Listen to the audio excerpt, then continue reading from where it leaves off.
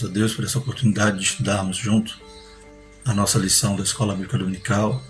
Estaremos estudando a lição 10, que tem por título um Ministério de Mestre ou Doutor. Continuando o estudo do trimestre, que é dons espirituais e ministeriais, servindo a Deus e aos homens com poder extraordinário. Revista esta comentada pelo pastor Elinaldo Renovato.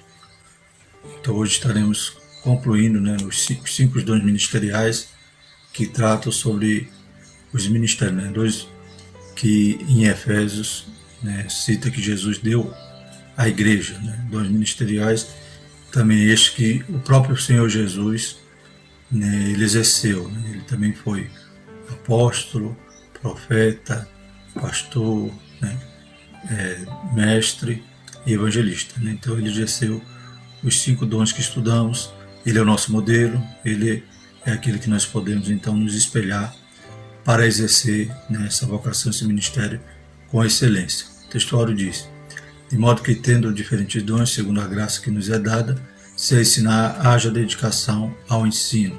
Romanos 12, 6 e 7. Nossa verdade prática diz: os vocacionados por Deus para o ministério do ensino são por ele chamados para edificar a igreja de Cristo. Como temos estudado durante o trimestre, os dons ministeriais eles precedem a qualquer consagração, qualquer separação, pois essa é uma vocação que Deus dá a determinados servos, Deus dá a alguns, como a Bíblia fala, e vocaciona os seus servos e os capacita, instrumentaliza para exercer tais ministérios com o propósito da edificação do corpo de Cristo. Então somos vocacionados por Deus para o ministério do ensino. A leitura bíblica que lá se encontra em Mateus 7, 28 e 29, Atos 13, 1, Romanos 12, 6 e 7, Tiago 3, 1. Passamos à leitura. Mateus 7 diz: E aconteceu que, concluindo Jesus esse discurso, a multidão se admirou da sua doutrina, porquanto os ensinava com autoridade, não como os escribas. Atos 13. Na igreja que estava em Antioquia havia alguns profetas e doutores, a saber, Barnabé, Simeão, chamado Níger, e Lúcio, Cirineu e Manaém, que fora criado com Herodes, o tetrarca, e Saulo. Em Romanos 12 lemos: de modo que, tendo diferentes dons, segundo a graça que nos é dada, se é profecia, seja ela segundo a medida da fé, se é ministério, seja ministrar, se é ensinar, haja dedicação ao ensino.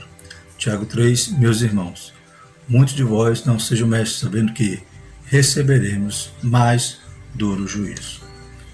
O objetivo geral da nossa lição é retratar a missão do ministério de mestre.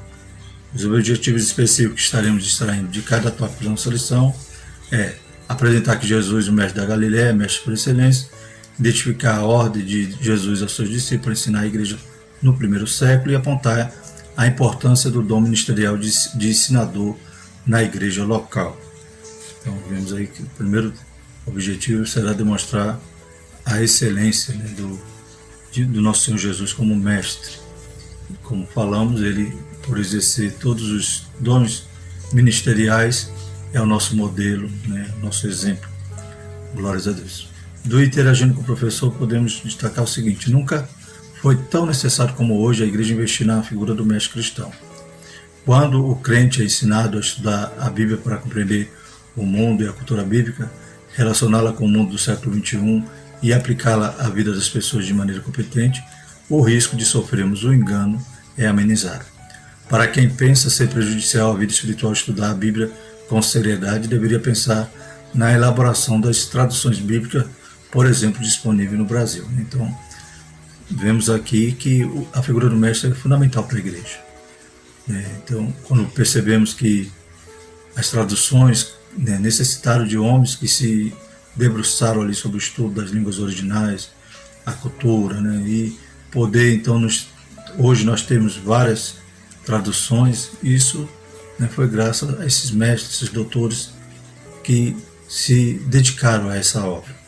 Se não houvesse homens e mulheres levantados por Deus e versados na erudição, língua hebraica, grega, aramaica, egípcia e outras, a cultura oriental, a arqueologia, para se achar manuscritos dos mais antigos possíveis, por certo, não teríamos a Bíblia traduzida em nosso idioma. Por isso, valorize quem se esmera por conhecer mais a Escritura. Então a gente vê a figura do mestre, embora é como sal, a gente não não distingue ele, não percebe ele, mas ele está lá fazendo o seu trabalho. Tanto é que Jesus nos dá o mandamento, né, de ir por todo mundo, né, de ensinar a toda a gente, né, toda criatura, fazer discípulos em todas as nações. E quando percebemos isso, que é fundamental, né, faz parte da ordenança da igreja ensinar, nós podemos perceber que nós chegamos até aqui porque tinha alguém que nos ensinava. Os dons ministeriais, Deus pode dar dons, mais de um dom a uma determinada pessoa, como, por exemplo, os pastores, muitas das vezes, eles estão imbuídos nessa função. Eles, como até no texto lá em Efésios, vai dizer pastores e mestres, ou pastores mestres. Então percebemos que tivemos aqueles que nos ensinaram, tivemos aqueles que nos discipularam. Então, graças a isso, como é que nós podemos desvalorizar a figura do mestre, sendo que foi necessário para chegarmos até aqui e será necessário para que a igreja prossiga e cumpra a sua missão. Então devemos ir por todo o mundo ensinando todas as nações. A introdução diz o seguinte: o ministério do ensino da palavra é primordial para a igreja exercer o discernimento no que tange ao tempo em que vive, culturas, teologia, filosofia, etc. Então esse discernimento também podemos destacar no que sentido? Como vimos em todos os ministérios, há aqueles que são ilegítimos, aqueles falsos apóstolos, falsos mestres, falsos pastores, falsos profetas. Então, se há os falsos, nós devemos vigiar, tomar cuidado para que nós não sejamos, vítimas de qualquer vento de doutrina. Se há o falso, precisamos então valorizar aquele que é verdadeiro. Como diz aqui na palavra de Deus, em 2 Timóteo capítulo 4, versículo 3, diz o seguinte: porque virá tempo em que não sofrerão a sã doutrina, mas tendo como chão nos ouvidos, amontoarão para si doutores conforme as suas próprias concupiscências. Então, na Bíblia a gente vê o termo doutor e mestre são sinônimos. Então, muitos que não suportam mais essa doutrina amontoarão para si mestres, conforme outras traduções, que vão ao encontro das suas concupiscências. Então, os falsos mestres que vêm somente agradar e não ensinar a palavra de verdadeira. Tão importante a função do mestre na igreja que as escrituras declaram o quanto ele deve esforçar-se intelectualmente para exercer tão nobre tarefa. Então, que haja dedicação, desses que são vocacionados, tem prazer, nós temos os mestres que estão imbuídos dessa grande obra que é a Escola Bíblica Dominical. Eles têm prazer, sentem o chamado de Deus e eles não medem esforços para se dedicarem a essa obra. Glórias a Deus. Professora de criança, de adolescente, de jovem, de senhores e senhoras, todos imbuídos, todos compreendendo o seu chamado. Glórias a Deus. E a Bíblia nos dá esse norte, que deve haver a dedicação. É uma tarefa importante e dispensável que exige muito de quem a desempenha. Então não estejamos à frente de uma obra dessa tão excelente, tão importante, por força, porque não tinha que colocar, não. Que estejamos realmente por causa do nosso chamado, por causa da nossa vocação. Antes de iniciarmos, trazemos aqui essa definição que está lá na Bíblia do Instituto Pentecostal, no estudo a respeito dos dons ministeriais, essas notas, esses estudos, foram escritos por Donald C. Stamps, que diz sobre doutores e mestres o seguinte: os mestres são aqueles que têm de Deus um dom especial para esclarecer, expor e proclamar a palavra de Deus a fim de edificar o corpo de Cristo. A missão dos mestres bíblicos é defender e preservar, mediante a ajuda do Espírito Santo, o evangelho que lhes foi confiado. Tem o dever de fielmente conduzir a igreja à revelação bíblica e à mensagem original de Cristo e dos apóstolos, e nisto perseverar, como veremos na lição, que a igreja primitiva ela perseverava, na doutrina dos apóstolos. Primeiro tópico da lição: Jesus, o mestre por excelência. Então vamos olhar para o nosso modelo, olhar para aquele que influenciou de tal maneira, toda a humanidade, que até nos meios seculares né, os mestres, né, os professores, aqueles que estudam, né, matérias vinculadas à educação, compreendem e, né, importam características da pedagogia do nosso Senhor Jesus. Né? Ele foi o maior pedagogo, então não há outro igual, né, na excelência dos seus ministérios. O mestre da Galiléia, subtópico 1, doutor incomparável, percorria Jesus toda a Galiléia ensinando nas suas sinagogas e pregando o evangelho do reino. Mateus 4:23. No ministério terreno, seus sermões, ensinos e discursos eram inflamados pelo amor às pessoas. Diferente dos escribas, ele ensinava como quem tinha autoridade. Né? Então, sabemos que os escribas também ensinavam, eram doutores da lei, né? Os escribas, os fariseus. Porém, né, conforme aqui no texto do livro de apoio, uma das maiores causas do descrédito do evangelho pregado por muitas igrejas e muitos pregadores é a falta de autenticidade na vida deles. Jesus demonstrou com sua palavra e com seus feitos que era o mestre divino. Então os fariseus também não tinham autenticidade, né? Muitos também, nos dias de hoje, querem ensinar, mas não querem viver, né? Como diz aqui, são ensinamentos para serem vividos e não apenas pregados. O que Jesus ensinava e pregava era algo prático, que era para ser vivido. E Jesus demonstrava, né, na forma como ele ensinava, né, na sua dedicação, no amor que ele tinha ali pelos ouvintes, para aqueles que estavam ali, como a Bíblia diz que o Espírito Santo tinha ungido, né, para pregoar, para dar vista aos cegos. Então Jesus, ele pregava com autoridade e com autenticidade, né, porque ele não pregava fingimentos, mentiras, ele não simplesmente falava sem viver, ele vivia pregava. Diferente dos escribas, ele ensinava como quem tinha autoridade.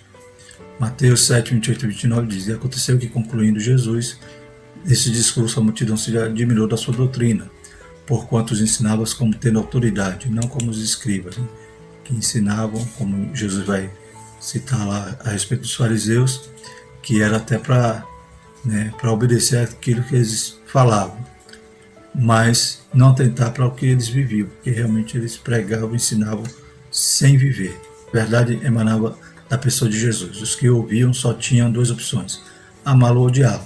Era impossível ouvi-lo e ficar indiferente. Jesus transtornava a consciência do acomodado e aquietava o coração do perturbado. Né? Então, o efeito do ensino de Jesus era esse, né? Ou incomodava, né, ou transformava aquele que aceitava, aquele que recebia o ensino e reconhecia que Jesus era um mestre vindo de Deus. Né? Então, outros ficavam lá com inveja, com raiva, porque Jesus expunha a verdade ali e desfazia da hipocrisia daqueles que ensinavam apenas, né, de lábios, mas não com a sua vida, com a sua prática. Segundo subtópico, o mestre divino.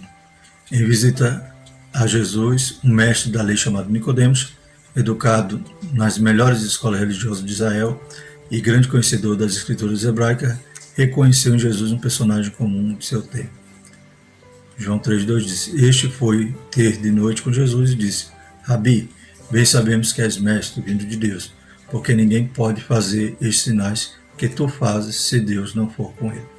Então é interessante que Nicodemos também era um mestre, mas ele reconheceu Jesus como mestre. É interessante, podemos frisar também nesse ponto, que mestre, né, chamar alguém de mestre na cultura judaica naquela época, né, era uma posição de destaque. Alguém ser reconhecido como mestre era realmente algo honroso. Não é como hoje, que infelizmente os mestres, né, os professores, são desvalorizados. Mas naquela época não, chamar alguém de mestre era realmente algo, era como hoje nós chamamos algumas autoridades de doutor, né? Mesmo sem elas terem doutorados, mas a gente chama de doutor. Então era uma honraria, algum destaque, um destaque elevado ser mestre. Então Nicodemos, que era mestre, reconheceu um maior do que ele, Jesus. Glórias a Deus.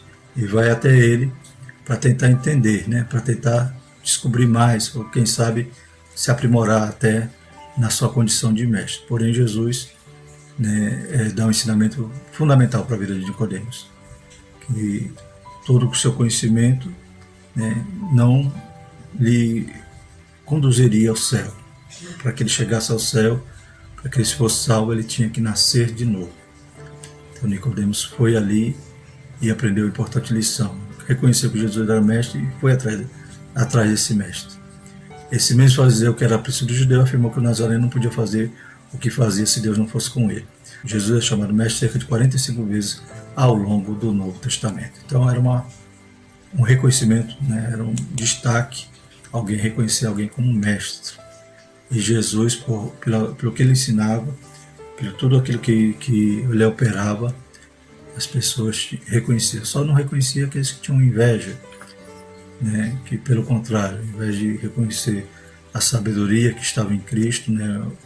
O cumprimento das Escrituras na vida de Jesus, dizia que Jesus era, né, louco, ou dizia que ele estava com demônio, como era o caso dos fariseus e dos sacerdotes, daqueles que tramaram, por fim, a morte do Senhor Jesus. Terceiro subtópico, mestre da humildade. Então, como já falei, chamar alguém de mestre era algo honroso, era algo de destaque. Mas esse que era chamado de mestre, que principalmente para os seus discípulos, que era reconhecido como, eles já tinham dito, né, Pedro já tinha afirmado que ele era o Cristo, né, o Filho de Deus vivo, né? Então esses viram na atitude de Jesus, né, como ele era humilde e ensinava agora essa humildade para os seus discípulos. A fim de ensinar os discípulos acerca da humildade de Jesus, levantou-se da ceia, tirou as vestes, tomando uma toalha, cingiu-se, depois pôs água numa bacia e começou a lavar os pés aos discípulos e enxugar-lhes com a toalha que estava cingida. João 13, 14, 5. Que cena chocante para os judeus. A pergunta de Pedro descreve esta perplexidade. Aproximou-se, pois, de Simão Pedro, que lhe disse: Senhor, tu lavas meus pés a mim? Então, quando Jesus foi para Pedro, Pedro se espantou, né? Era inimaginável um mestre curvar-se para lavar os pés de pessoas leigas. Jesus era um mestre e deu exemplo aos discípulos. O Emmanuel, Deus conosco, encurvou-se diante dos homens. Então é realmente uma cena extraordinária, é um ensinamento ali tremendo, né? Glórias a Deus. Tenho certeza que a partir dali os discípulos não pensaram assim em sobrepor-se sobre os outros, né? Porque via como todos, né, os ensinos de Jesus, né, confirmavam, dizendo que quem quer ser maior tem que servir. Então, o comentarista da nossa lição, o pastor Elinaldo Renovato, ele sempre destaca, né, a questão de muitos também ficarem soberbos por causa do seu conhecimento, por se acharem superiores aos outros. Mas não. Tudo que nós recebemos, buscamos, nos alimentando da palavra, não é para nós, é para dar, é para ensinar, é para, né, distribuir como um bom dispenseiro de Cristo.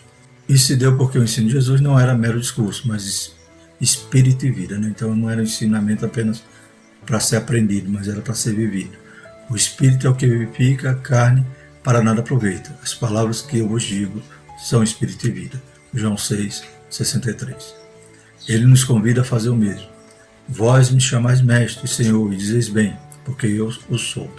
Ora, se eu, Senhor e mestre, vos lavei os pés, vós deveis também lavar os pés uns aos outros, porque eu vos dei o exemplo, para que como eu vos fiz, façais vós também, né? Então é interessante também que a figura do mestre na cultura ali judaica, né? Por exemplo, um judeu, ele tinha a educação, fazia parte, né, da sua vida cotidiana, uma criança ser educada, e normalmente dos 10 aos 15 anos a criança aprendia ali a respeito da Torá, né, das escrituras, e ele tinha ele tinha ali aos pés dos fariseus, dos escribas, né, essa oportunidade de aprender. Só que a partir dos 15 anos só continuava, né, na educação, continuava aqueles que mais se destacavam, né, aqueles que tinham condição, como Paulo, né, que foi depois direcionado aos pés de Gamaliel. Então, para ser um mestre, tinha que ter tido toda essa carreira de disciplinar, né? Tinha que ter tido toda essa vivência aos pés de um outro mestre. E Jesus não, era o mestre por excelência. Glórias a Deus. Talvez ele tenha passado pelo ensino básico, né, de 10 aos 15 anos, mas as demais coisas, né, ao invés de aprender, ele que ensinava. Então, realmente, ele mestre, Senhor, demonstrando ali que o que ele fazia era um ensino prático para que os discípulos fizessem também. Segundo tópico, o ensino da Escritura na igreja do primeiro século. Uma ordem de Jesus. Antes de ascender aos céus, de modo solene, Jesus determinou aos seus discípulos que ensinassem todas as nações a guardar todas as coisas que ele tinha ordenado. Então Jesus deu essa ordem, né? Ir por todo mundo pregar o evangelho, mas em Mateus 28 também lemos esse complemento, né? Ide, né, ensinando todas as nações, ou fazendo discípulos de todas as nações. Percebemos que mestre, que a figura do mestre, o ofício, né, o nome ministerial de mestre, é fundamental para a igreja. Faz parte da missão da igreja. Ensinar, né, discipular. Então faz parte da missão da igreja. Não devemos desvalorizar ou achar como foi, né, o pensamento antigo, né, de que quem estudava, quem se desenvolvia ali, né, buscava um conhecimento teológico, esfriava, né? Então, se achar que estudar muito esfria, que vamos dizer do apóstolo Paulo, que era doutor, que era mestre, como os demais apóstolos, né, que tiveram que exercer essa função para cumprir o mandamento de Jesus. Então, percebemos que isso aí não está associado, né? A frieza vem por outros motivos. Falta de vigilância, falta de se apresentar a Deus como obreiro aprovado, como veremos mais à frente. Então, é fundamental, né, e a ordem de Jesus, para que se fosse cumprida, tinha que haver o ensino. Que ensino é esse? Veremos daqui a pouco a doutrina dos apóstolos. Que doutrinas são essas? Aquela que os apóstolos aprenderam aos pés de Cristo. Ficaram cerca de 3 anos ali, em um curso, né? O Mestre Jesus, aleluias, ensinando. E eles tinham que agora ensinar e fazer discípulos em todas as nações. O livro de Atos registra a obediência dos primeiros apóstolos no cuidado de cumprir a determinação de Jesus após a descida do Espírito Santo. O discurso de Pedro foi um verdadeiro ensino proferido no poder do Espírito Santo, né? Então, Atos 2, 14 a 40, a gente viu lá o discurso de Pedro e ele, né, expondo ali as Escrituras. Então, percebemos ali que ele passou ali durante aqueles 3 anos aprendendo de Jesus, e o Espírito Santo agora lhe fazia lembrar de tudo aquilo que ele havia aprendido. Diz em Atos 2,37 o seguinte: e ouvindo eles isto, compungiram-se em seu coração e perguntaram a Pedro e aos demais apóstolos: que faremos, homens e irmãos? Então vemos que o ensino ali, aquela pregação, gerou tanto efeito naquela multidão que depois, né, como alguns, né, professores têm dito, alguns pregadores dizem, não foi nem Pedro que fez o apelo, foi o povo ali que fez o apelo, né, querendo saber o que fazer agora para se salvarem, né? Glórias a Deus. Então, isso, né, partindo ali daquele ensino que Pedro deu. Uma ordem de Jesus. Tendo em vista a plena edificação da igreja na palavra, o Senhor Jesus, através do Espírito Santo, dotou alguns de seus servos com o dom ministerial de mestre ou doutor. Então, não são todos que têm esse dom, mas Deus dá alguns necessários, né, para que a igreja possa ser edificada, né, para talvez o pastor possa ser o mestre, mas muitas das vezes o pastor talvez não tenha essa vocação, mas ele tem que ser apto a ensinar, né, mas não tem talvez essa disposição de ir a fundo, de se capacitar cada vez mais. Mas Deus levanta alguém na igreja, né, levanta alguém para ele delegar, para lhe ajudar, para ser um auxiliar ali nessa função. E ele mesmo deu uns para apóstolos, outros para profetas, outros para evangelistas, outros para pastores e doutores, Efésios 4:11. Deus pode dar esses dons todos a um pastor, por exemplo, né? Mas Deus também pode distribuir nesses dons à igreja, e cabe, né, ao líder, cabe àquele que está encarregado de apacentar, de cuidar do povo, né, poder distinguir ali os dons, né, que Deus tem dado às suas ovelhas, para poder fazer uso em prol, né, do crescimento da obra do Senhor. Esse dom é uma capacitação sobrenatural do Espírito. Isso não significa, porém, que devemos descuidar de nossa formação intelectual, pois o preparo para o ensino passa pela capacidade de aprender para posteriormente ensinar. Então, Deus dá vocação, é claro que, né, temos que estar crescendo na graça e no conhecimento, ou seja, na unção, na graça, né, no poder de Deus, e também vamos ter que crescer no conhecimento. Como é que crescemos no conhecimento? Estudando, nos capacitando, nos desenvolvendo para poder ensinar. Glórias a Deus.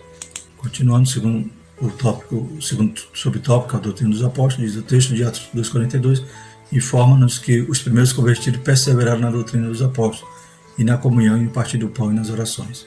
Além disso, acrescenta que em cada alma havia temor e muitas maravilhas e sinais se faziam pelos apóstolos. Então a igreja perseverava, ou seja, estudava, aprendia e se mantinha naquilo que tinha aprendido, vivia, né, na prática todos os ensinamentos dos apóstolos. E nós percebemos que, né, essa continuidade, né, esse obedecer do mandamento de Cristo, percebemos que onde a igreja crescia, para onde, né, a igreja crescia, havia preocupação de ensinar, né? Barnabé em Antioquia, ali discipulando, ensinando aqueles novos crentes, depois viaja, busca Paulo, né, para ajudá-lo, e a igreja cresceu, né? Foi uma grande comunidade cristã, sendo até no primeiro lugar onde os crentes foram chamados de cristão. Então percebemos que era fundamental. Ficavam ali um ano e meio, 2 anos, como em outras igrejas, né, que Paulo, né, chegou quando faz suas viagens missionárias. Ele ficava ali anos, né, meses ali ensinando naquela localidade para formar ali discípulos. Então o discipulado não é algo de uma semana ou duas, de um mês, né, de um trimestre, não. O discipulado ele é permanente. Paulo dava o pontapé ali como apóstolo, ele fundava ali a igreja, ensinava, né, evangelizava, ensinava e formava ali discípulos, aí, então ele partia para outra localidade. Além disso, acrescenta que em cada alma havia temor e muitas maravilhas e sinais se faziam pelos apóstolos. A doutrina dos apóstolos aqui referida trata-se do conjunto de ensino de Cristo, ministrado por ele de forma constante e eficaz para o crescimento integral dos novos crentes. Como já estudamos, essa doutrina não nascia deles, mas era o que eles haviam aprendido de Cristo, né? A doutrina dos apóstolos é exatamente o curso, né, a formação que estiveram ali aos pés de Jesus. Terceiro subtópico, ensinamento persistente. Os primeiros mestres da Escritura foram integrantes do colégio apostólico, e todos os dias no templo e nas casas não cessavam de ensinar e de anunciar Jesus Cristo. Eles cumpriam, né, toda a ordenança de Cristo de ir por todo mundo, ensinando, né, nas nações, fazendo discípulos em todas as nações, e isso começa nas casas. Então a igreja começa nas casas, aqueles pequenos grupos, e eles não cessavam de ensinar. A igreja começou nas casas, onde o ensino era ministrado a pequenos grupos nos lares. Falando das anciões de Efésios, o apóstolo Paulo mostrou-se como um verdadeiro mestre que ensinava publicamente pelas casas, testificando tanto aos judeus como aos gregos a conversão a Deus e a fé em nosso Senhor Jesus Cristo. Atos 20, 20 e 21. Então, Paulo também cumpria esse propósito, cumpria esse ofício, e de casa em casa ia ensinando, né, ia fazendo discípulos. Deus havia preparado para ensinar e levantar doutores na igreja em Antioquia. Então, citando a igreja de Antioquia, vemos que o evangelho lá começa, cresce, né, Barnabé traz Paulo, e aqueles, né, que estavam ali na igreja são chamados doutores, mestre, né, sinônimo, mestre. Então, na igreja que estava em Antioquia, havia alguns profetas e doutores, a saber, Barnabé, Simeão, chamado Níger, Lúcio, Cirineu e Manaém, que foram criados com Herodes, o tetrarca e Saulo. Então, percebemos que Deus dava ofícios, né, dava dons ministeriais a esses homens, e mais de um dom, né? Por exemplo, Paulo, a gente vê que ele também é profeta, doutor, apóstolo, né? Então, Deus também faz assim hoje. Ele pode dar vários dons a uma mesma pessoa. Porém, né, o interessante é que cada um tenha, né, o seu dom, que ele possa distribuir esses dons no corpo de Cristo, né, na igreja, e um cooperando com o outro para que a obra seja feita e o corpo de Cristo seja edificado. O Pai Celestial igualmente deseja levantar mestres em sua igreja. Vivemos dias em que esse mistério nunca foi tão necessário. O terceiro tópico da nossa lição é a importância do dom ministerial de mestre. Não podemos negligenciar e entender que, graças a esses mestres, nós temos hoje essa revista escola dominical, graças aos mestres, né, nós fomos discipulados. Então é necessário que esse ministério seja evidenciado, que tenha o seu determinado valor e reconheçamos a sua necessidade à igreja, pois Deus não mudou, Ele continua dando esse dom, Ele continua vocacionando, que Deus possa levantar através dessa escola dominical, vocacionar, né, os seus servos, os seus filhos, para que também se dediquem e possam exercer nesse ofício. Uma necessidade urgente da igreja, sobre o tópico 1. Para o ministério de ensino ser eficaz na igreja local, é preciso haver pessoas vocacionadas. Não são todas que reúnem informações exegéticas, históricas e literárias da Bíblia, aplicando-as como é necessário. Deus concedeu à sua igreja mestre e é preciso que ela invista neles também. Muitas vezes, por absoluta falta de preparo dos obreiros, predomina a superficialidade bíblica, a infantilidade espiritual e o aumento do engano promovido pelas astúcias dos falsos mestres. É o que nós mais vemos nos dias de hoje, disseminando, né, falsos ensinos, muitos falsos mestres na internet e muitos crentes que não frequentam, né, culto de ensino, não frequentam escola bíblica dominical e querem aprender através desses falsos mestres. E às vezes absorvendo ali heresias, né, e acabam ficando superficiais, em vez de buscar na fonte, que é na palavra de Deus, aprender, ler, né, como veremos mais à frente, ler bons livros, acaba então ficando à mercê dos falsos ensinadores. E também houve entre o povo falso profeta, como entre vós haverá também falsos doutores, que introduzirão encobertamente heresias de perdição e negarão o Senhor que os resgatou, trazendo sobre si mesmo, repetindo a perdição. 2 Pedro 2:1. Então, isso continua repetindo, né? E isso hoje, né, é pior do que o vírus, né? Está disseminado aí nas redes, nas mídias sociais, no WhatsApp, Facebook, e muitos estão bebendo essa água ao invés de ir atrás, né, de um ensino genuíno da palavra. E acaba ficando superficial, acaba aprendendo a pregar, imitando tais. Esse dom do Senhor é para a igreja amadurecer em todas as dimensões da vida cristã, ao mesmo tempo em que desmascara os falsos ensinos. Então, como há falsos profetas, falsos pastores, né, falsos apóstolos, há os falsos mestres. Precisamos a cada dia examinar mais as Escrituras, aprender as Escrituras para que estejamos, né, livres e não sujeitos a qualquer vento de doutrina, como diz aqui em Efésios 4:14, para que não sejamos mais meninos inconstantes, levados em roda por todo o vento de doutrina, pelo engano dos homens que com astúcia enganam fraudulosamente. E Oséias 4:6 vai dizer: o meu povo foi destruído porque lhe faltou conhecimento, porque tu rejeitaste conhecimento, também eu te rejeitarei, para que não sejas sacerdote diante de mim. Visto que te esqueceste da lei do teu Deus, também eu me esquecerei dos teus filhos. Segundo o subtópico diz a responsabilidade de um discipulado contínuo. Estamos acostumados a pensar que o discipulado termina quando o novo convertido é batizado. Não há nada mais equivocado. Então, a ordenança de Jesus de fazer discípulos em todas as nações, ensinar em todas as nações, é algo que é contínuo. Não adianta, não pensemos que o discipulado é algo de 1 mês, 2 meses, 3 meses. Não, é para a vida toda, como cita aqui na nossa lição. O Senhor Jesus chamou-nos para ser seus discípulos por toda a vida. Por isso que ensina e instrui os crentes para a maturidade da fé. É um aprendizado diário, permanente e contínuo, tanto para quem é discipulado quanto para quem está discipulando. Então nós nunca vamos saber tudo, sempre estamos aprendendo. Requisitos necessários ao mestre. Apresentaremos alguns requisitos importantes para a igreja reconhecer a pessoa com o dom ministerial de mestre em nossa época. Então o comentarista traz alguns pouquinhos aqui requisitos. O tempo também é curto, né? Então Mas no livro de apoio ele ainda acrescenta algumas características, né, alguns requisitos, que extrai ali do texto de 2 Timóteo 2,15, que diz: procura apresentar-te a Deus aprovado, como obreiro que não tem de que se envergonhar, que maneja bem a palavra da verdade.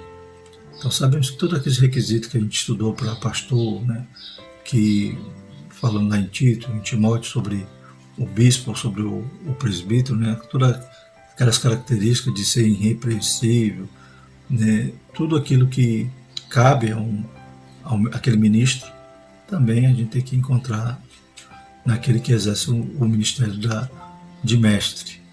Né? Trazendo desse versículo algumas características, vemos aqui, tem que ser aprovado, né? Um obreiro aprovado, ou seja, não pode ser apenas um intelectual, alguém que domine, né, a pedagogia, não. Tem que ser um obreiro aprovado por Deus, ou seja, Deus tem que ser evidente na vida dessa pessoa, né, a sua comunhão com Deus. Tem que não ter de que se envergonhar, ou seja, tem que ser irrepreensível como os demais ministros. E que maneja bem a palavra da verdade, tem que ter a sua ferramenta, né, em pleno uso, tem que estar exímio manejando a palavra. As características que na nossa lição o comentarista nos traz tem que ser um salvo em Cristo. Então não pode haver dúvida quanto à própria existência salvífica por parte do vocacionado para o Ministério do Ensino.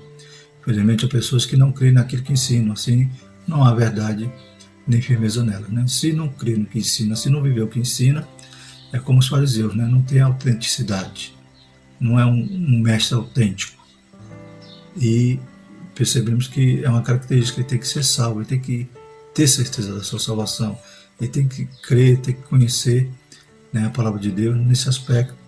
Ele tem que ensinar aquilo que ele crê, né? Por exemplo, não adianta alguém que não crê nas doutrinas pentecostais ser um professor de escola dominical, porque como é que ele vai ensinar sobre o batismo se ele não crê?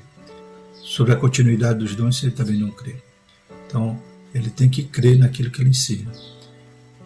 Portanto, tudo sofre por amor dos escolhidos, para que também eles alcancem a salvação que está em Cristo Jesus com glória eterna. Então, Paulo tinha essa, né, condição, ele ensinava realmente aquilo que sabia que iria levar seus ouvintes à vida, louvado seja o nome do Senhor.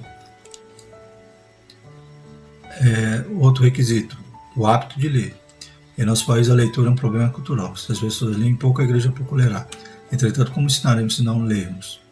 O hábito da leitura era levado a sério no ministério do apóstolo Paulo. Então, isso é algo que tem que ser, né, fundamental para um professor. Ler. Tem que estar sempre, continuamente, buscando, examinando, lendo, né, lendo livros, né, de uma boa procedência, lendo estudos de Bíblias de estudo, né, comentários, e buscar cada vez mais, né, bagagem para poder estar apto para poder ensinar. E tem que aprender para poder ensinar. Paulo demonstra que a importância da leitura, né, ele instruindo ali a Timóteo, diz: persiste em ler, exortar e ensinar até que eu vá. E 2 Timóteo 4,13 vemos: quando vieres, traz a capa que deixei em Troade, em casa de Carpo, e os livros, principalmente os pergaminhos. Então, que exemplo maravilhoso. Paulo ali preste, né, a receber a sua condenação. Ele ali já tinha comentado a Timóteo, né, que já considerava que tinha combatido o bom combate, guardado a fé, né, percorrido a carreira e guardado a fé, estava ali aguardando tão somente, né, a execução, mas mesmo assim ele diz: ó, venha rápido, traga a capa, traga os livros e os pergaminhos. Né? Os pergaminhos seria, né, as escrituras. Então, mesmo naquela situação, ele continuava meditando, lendo, né, estudando, e continuava também, né, enquanto ele teve tempo, ele escreveu às igrejas para doutriná-las, para, né, orientá-las, para ensiná-las, né, glória a Deus. Até no finalzinho ele estava ensinando. Requisitos necessários ao mestre, a letra C diz: o preparo intelectual. A Bíblia é um instrumento de trabalho do ensinador cristão. Considerando este livro milenar, veremos que a cultura e o mundo da Bíblia são diferentes do nosso. Por isso, o mestre deve compreender o mundo da Bíblia, suas questões culturais, linguísticas, exegéticas, etc. para não fazer apelações fantasiosas, apresentando-as como exposição da palavra de Deus. Ele tem que examinar, tem que ser o obreiro que maneja bem a palavra da verdade. E para isso ele tem que conhecer a cultura da época, tem que ter a hermenêutica, né, a exegese, ele tem que dominar essas vias de interpretação da Bíblia para que ele possa expor as escrituras de maneira correta. E por último, a letra D, um coração em chama. Martin Lloyd Jones dizia que a verdadeira pregação era a teologia em fogo. É vontade de Deus que o vocacionado ao ensino utilize os avanços da ciência bíblica para pregar a palavra de Deus na força do Espírito Santo. Então, ainda que busquemos várias fontes auxiliares para poder interpretar, para poder aprender mais da palavra do Senhor, além de estejamos nos capacitando intelectualmente, tudo isso, mas precisamos estar cheio do Espírito Santo, estar com a unção, estar querendo alastrar a chama do Espírito Santo que arde no nosso coração na vida dos nossos alunos. Precisamos alcançar as mentes e os corações dos nossos dias, e isso apenas será possível quando tivermos obreiro com a mente bem preparada e conectada a um coração em chamas e apaixonado por Jesus. Então é claro que essa obra é excelente e só se executa de forma plena quando estamos ali cheios do Espírito Santo. E saiu dos judeus da sinagoga, os gentios rogaram para que no sábado seguinte lhe fossem ditas as mesmas coisas. Então Paulo ensinando ali na sinagoga, e era tão maravilhoso aquele ensino que eles desejavam dar continuidade e rogavam para Paulo voltar novamente para ensiná-los. Concluindo, é preciso desfazer a ideia propagada ao longo das décadas acerca do preparo intelectual do crente. Não é verdade que necessariamente ele esfriará na fé se estudar. Então esse pensamento é equivocado. Se fosse assim, Paulo seria o mais frio dos apóstolos do Novo Testamento, pois não havia obreiro mais bem preparado que ele. Pelo contrário, ele que estudava muito, ele que foi treinado ali aos pés de um mestre, Gamaliel, e na sequência o próprio Jesus, que ele dizia: recebi, assim eu recebi de Jesus, que toda a sua pregação, tudo que ele ensinava, ele recebia ali do Espírito Santo, mas ele tinha uma capacitação intelectual e isso não deixou ele frio. Ele era um crente fervoroso, cheio da graça, cheio do conhecimento, cheio do Espírito Santo. E alguns dos filósofos epicureus e estoicos contendiam com ele. Um dizia que quer dizer esse paroleiro, e outros parece que é pregador de Deus estranho, porque lhes anunciava a Jesus e a ressurreição. Então vemos ali que até os gregos, que a princípio duvidavam: quem é esse Paulo, quem é esse paroleiro? Mas quando Paulo vai expor as escrituras a eles acabam cedendo, então, a toda a sabedoria que o Espírito Santo dava a Paulo. Glórias a Deus. Contendiam com Paulo, mas acabavam perdendo nessa peleja. Louvado seja o nome do Senhor, e muitos se convertiam. Aleluia. Este, no entanto, sobre conjugar, Então, Paulo sobre conjugar o preparo intelectual e o poder do alto. É disso que as nossas igrejas precisam: um homem cheio do Espírito, mas do mesmo modo que com a mente iluminada, para responder com mansidão e temor à razão da nossa esperança. Conforme 1 Pedro 3,15, antes de santificar a Cristo como Senhor em vosso coração, estáis sempre preparados para responder com mansidão e temor a qualquer que vos pedir a razão da esperança que há em vós.